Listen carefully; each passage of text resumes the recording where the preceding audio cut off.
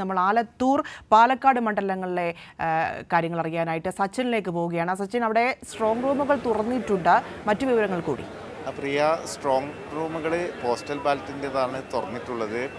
മറ്റ് സ്ട്രോങ് റൂമുകൾ 8 മണിയോടുകൂടെ തുറക്കുമെന്നാണ് അറിഞ്ഞിട്ടുള്ളത്.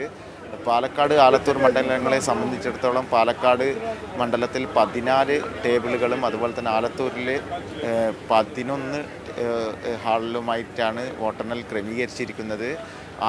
പാലക്കാട് 1329 ബൂത്തുകളും അതുപോലെ തന്നെ 1156 ബൂത്തുകളുമാണ് ആലത്തൂർ മണ്ഡലത്തിലുള്ളത്.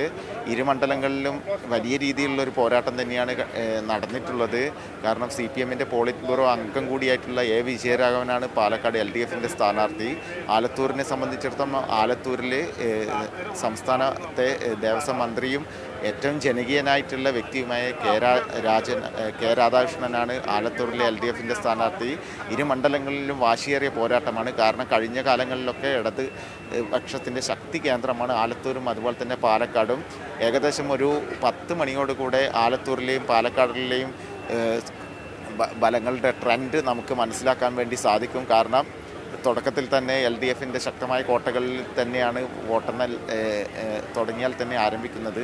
അതുപോലെ തന്നെ ആലത്തൂർ മണ്ഡലത്തിലും അതുപോലെ തന്നെയാണ്.